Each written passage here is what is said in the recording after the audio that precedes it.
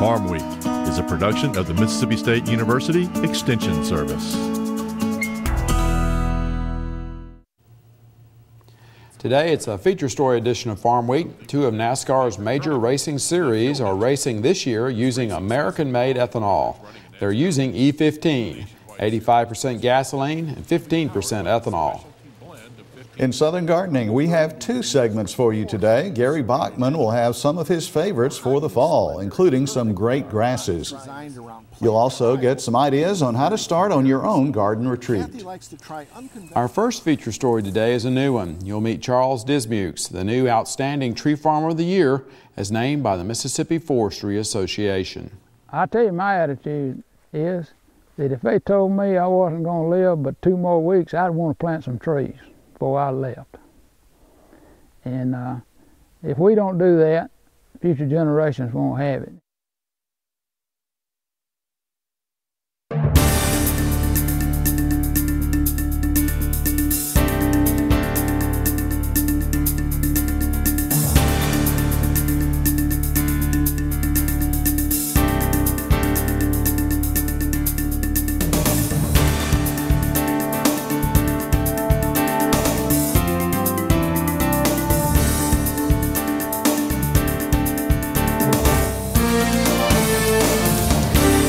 Good day, everyone. I'm Leighton Spann. And I'm Artis Ford. Welcome to Farm Week. Today's a feature story edition of our show.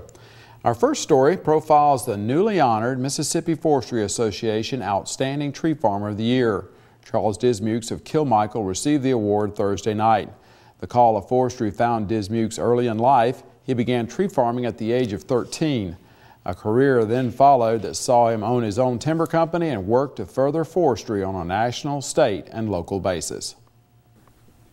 My management plan goes out 15 years now, from 2010. I updated it in 2010 and it goes out 15 years from there.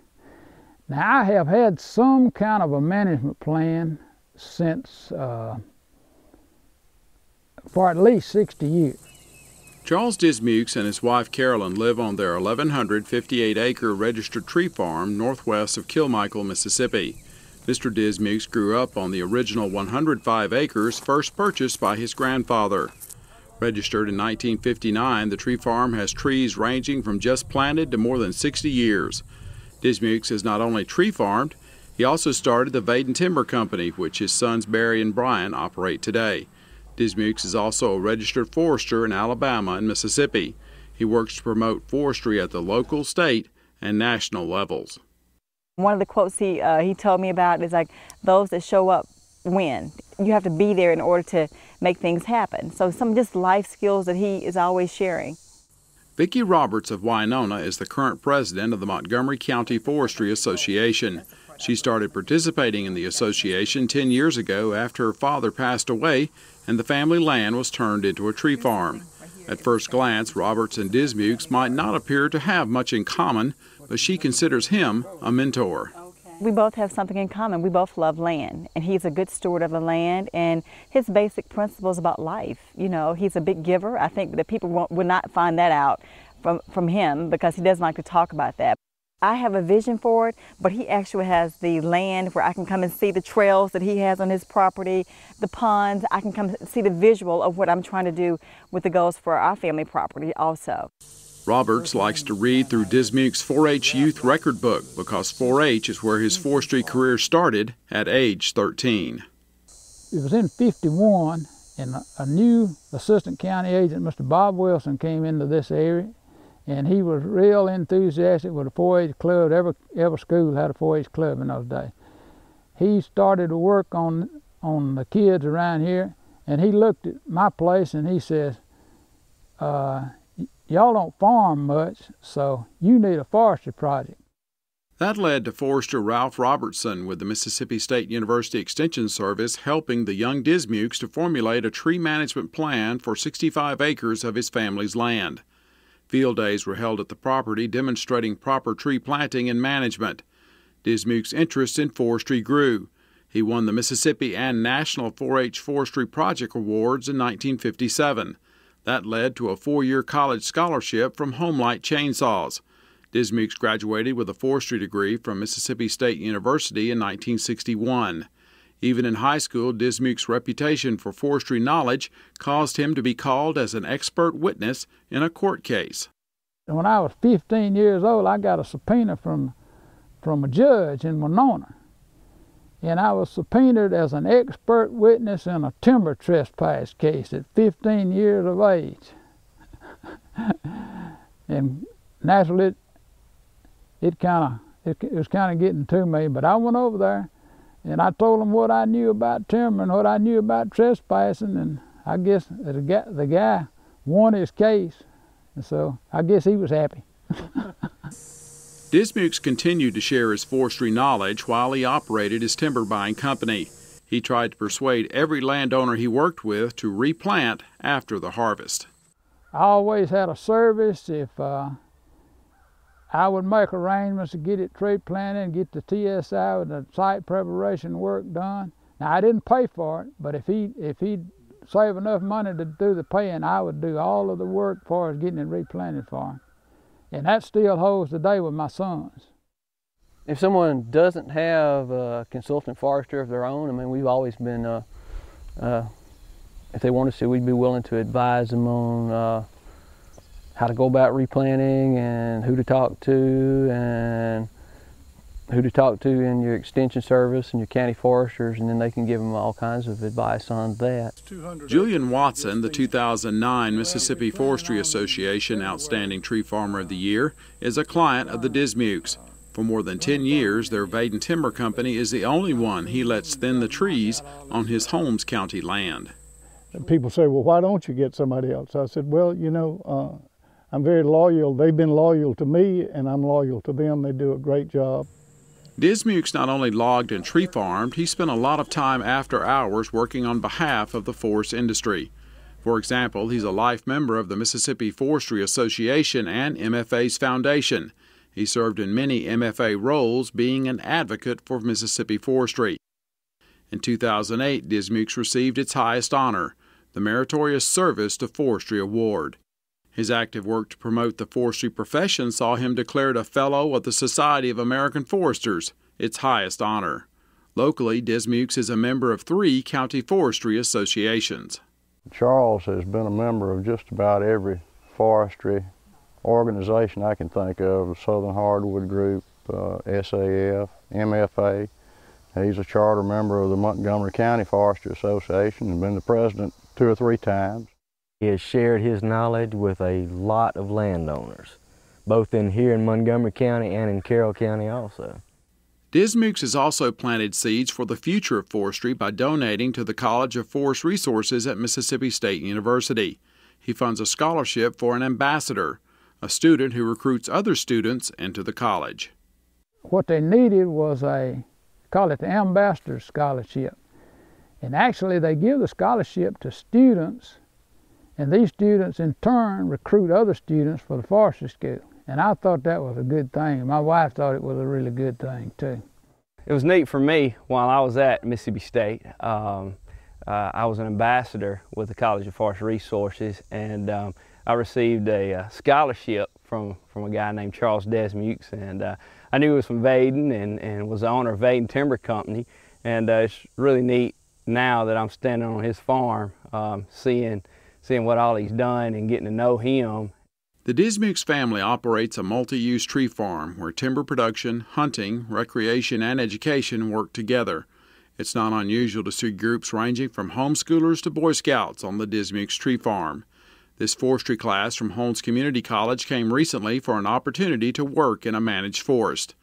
Field days are not uncommon for local landowners. The future looks promising for the Dismukes tree farm. It remains the center of family activity. One grandson is majoring in surveying while the other is majoring in forestry. He likes forestry and he likes wildlife, so he's trying to get that double major into that. So he just likes being involved in it. I guess it's in the blood. I tell you, my attitude is that if they told me I wasn't going to live but 2 more weeks, I'd want to plant some trees before I left. And if we don't do that, future generations won't have it. Go to our Farmweek website if you'd like to see this story again on Charles Dismukes. The website is farmweek.msucares.com. You can also find us on Facebook and YouTube. And if you're interested in managing your land for timber and wildlife, you need to get in touch with the Mississippi State University Extension Service or the Mississippi Forestry Commission. We'll have their contact information on our Farm Week website. You can also contact the Mississippi Forestry Association if you have a nomination for Outstanding Tree Farmer of the Year. Any of these groups can get you in touch with a local county forestry association where you can learn even more about managing your forest land. Once again, our website is farmweek.msucares.com.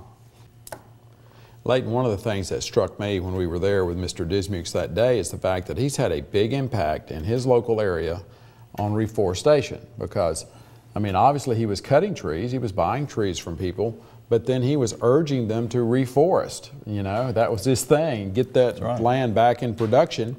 So as a result, that area probably has more reforestation than some other areas, and that's a direct result of his efforts.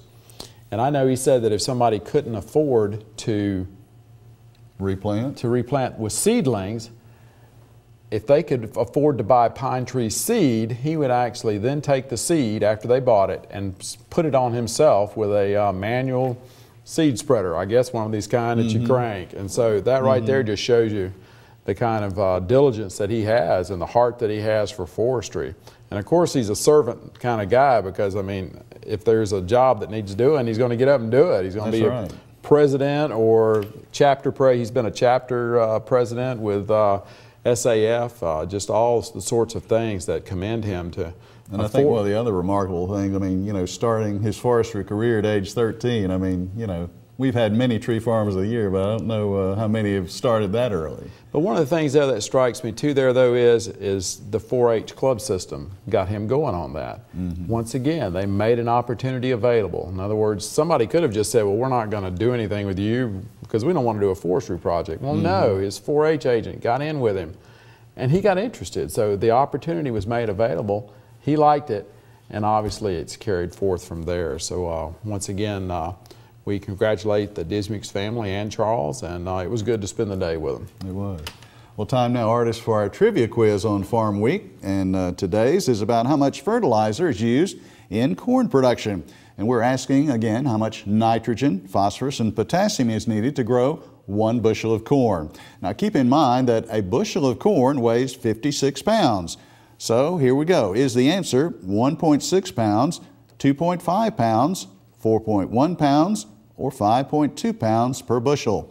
I'll have that answer after today's Southern Gardening segments. And yes, you did hear right. We do have 2 Southern Gardening segments today.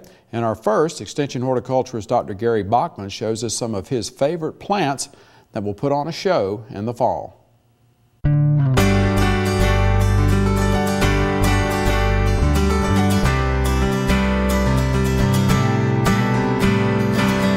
With autumn fast approaching, it's the perfect time to enjoy some favorite plants putting on a beautiful show here at MSU's Truck Crops Branch Station in Crystal Springs. One of my absolute favorite fall plants that commands attention is pampas grass. This perennial grass with wiry serrated leaves is definitely not shy, with flower heads that can normally shoot 10 feet tall. But look at this dwarf selection called pumila, which only grows 6 feet tall. The flower heads are extremely dense and the stalks are held in tight groupings. This is an easy care plant that thrives in hot, full sun exposures like this landscape bed. Trends in plant foliage color tend to go in streaks, and right now purple-leafed plants are in. One of the best in recent years is Mahogany Splendor hibiscus.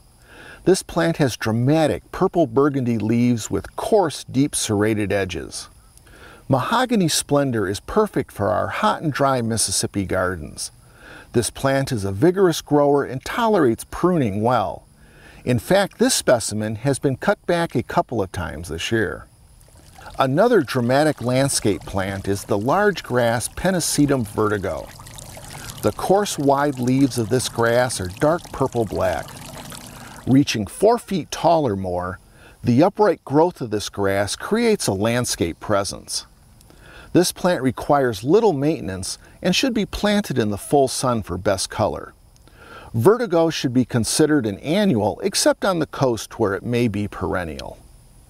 So go ahead and try some of these easy to grow and beautiful plants in your landscape next year. I'm Gary Bachman for Southern Gardening. Well, in our second Southern Gardening segment today, who doesn't like a garden that makes you feel welcome and relaxed?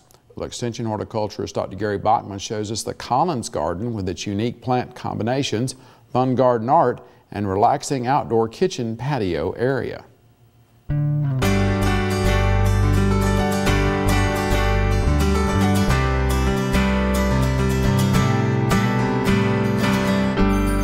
Today I'm at the home of my friend Kathy Collins, who has created a whimsical retreat using a combination of plant material and garden art. Everywhere you look there is garden art, from the wheelbarrow spilling over, to the fire hydrant, to the old water pumps. But the plants are the main focus. The garden is designed around plant trials and with very few errors. Kathy likes to try unconventional plant combinations. For example, this old deer feeder is planted with molten lava oxalis, spotted dead nettle, black-eyed Susan vine, English ivy, and the Mississippi medallion winter diamond frost euphorbia.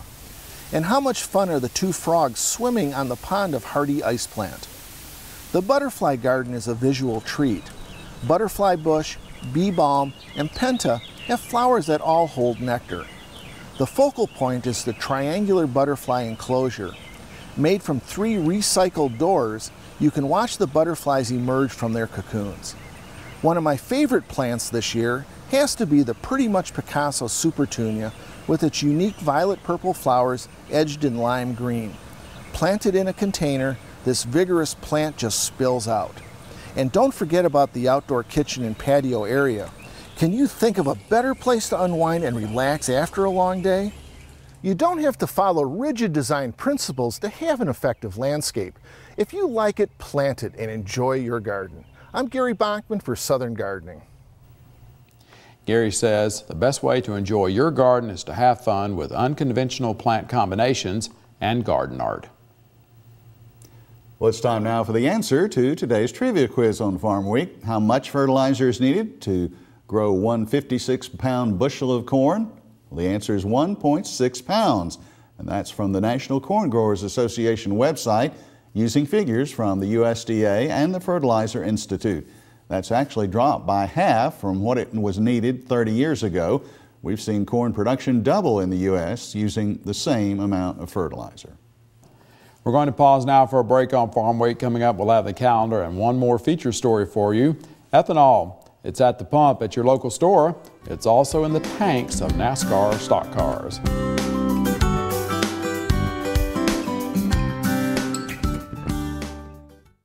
I've got a lot of choices to make in the coming years, and I really want to make sure that I get it all right. I want to discover who I am, where I belong, what my dreams are. I want to find my hidden talents and see where those skills can take me in the future. I need leadership given today to help me make the right decisions tomorrow. And I have that with Mississippi 4-H. Now, before we get back to the last story, let's look at the Farm Week calendar. The joint conference of the Mississippi Fruit and Vegetable Growers Association, the Mississippi Agritourism Association, and the Gulf South Blueberry Growers Association will take place in Vicksburg, November 14th through the 16th. Now, early registration is $100. It's $110 at the door. We will have a link to the online registration site on the Farm Week website calendar. The 17th Piney Woods Heritage Festival takes place Friday and Saturday, November 18th and 19th at the MSU Crosby Arboretum at Picayune, Mississippi. All sorts of traditional pioneer skills will be demonstrated. Friday, schools can pre-register to come for $2 per student. Saturday, admission for the public, children is also $2, with adults $5. So go to our Farm Week website at farmweek.msucares.com for information on these and other events. Now check out this Farm Week snapshot.